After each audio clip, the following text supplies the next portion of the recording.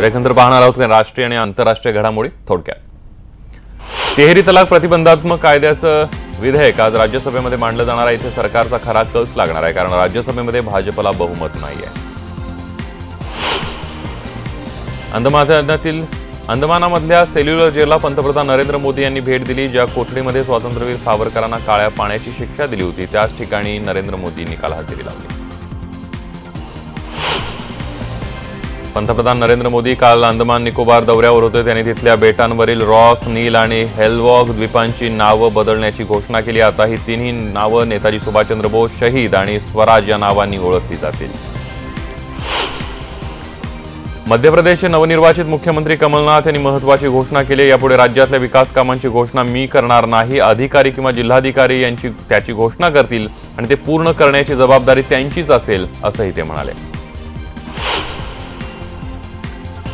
राष्ट्रपिता महात्मा गांधी यांच्या 150व्या जयंतीनिमित्त यंदा प्रजासत्ताक दिनाला दिल्लीच्या राजपथावर महाराष्ट्राचा चित्ररथ छोडो भारत चळवळीवर आधारित असणार आहे। या चळवळीवर आधारित महाराष्ट्राचा चित्ररथ दिल्लीच्या राजपथावर संचलन करणार आहे। येणाऱ्या नव्या वर्षात आंतरराष्ट्रीय बाजारात कच्च्या तेलाच्या किमतीत मोठ्या प्रमाणावर घट झाल्यामुळे इंधन दरात घसरण होण्याची शक्यता आहे। त्यामुळे सर्वसामान्यांना मोठा दिलासा मिळू शकतो। या वर्षभरामध्ये देशात 99 वाघ आणि 473 बिबट्यांचा मृत्यू झालेला आहे। महाराष्ट्रात यावर्षी 20 वाघांचा मृत्यू झाला। चंद्रपूर जिल्ह्यामध्ये मानव वन्यजीव संघर्षामध्ये यंदा 27 जणांचा बळी गेलाय। गेल्या काही दिवसांमध्ये इंधन दरात सातत्यानं घट होऊन पेट्रोल आणि डिझेलचे दर वर्षभरातील निच्चांकी पातळीवर आले। त्यामुळे वर्षाच्या अखेरीस पेट्रोलच्या किमतीत घट पाहायला मिळते।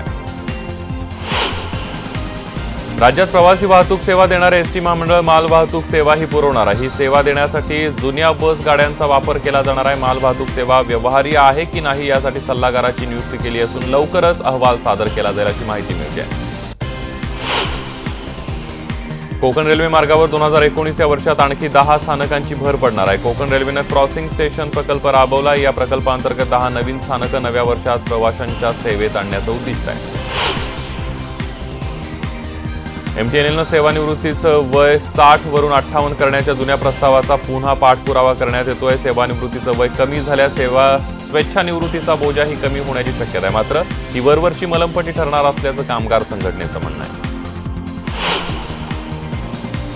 बांगलादेशमध्ये काल झालेल्या सार्वत्रिक निवडणुकीत हिंसाचाराचं गालबोट लागले। मतदानादरम्यान झालेल्या हिंसाचारात 17 जण ठार झालेत। निवडणुकीचा निकाल आज जाहीर होणार आहे।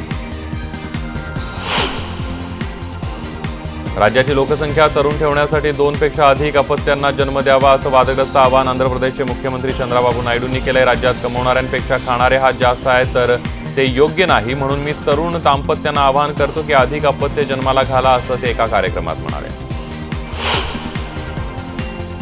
उच्च न्यायालयानं सज्जन कुमार यांना शरण येण्यासाठी दिलेली मुदत आज संपणार आहे। 1984च्या दंगली प्रकरणी सज्जन कुमार यांना जन्मठेपेची शिक्षा सुनावली आहे।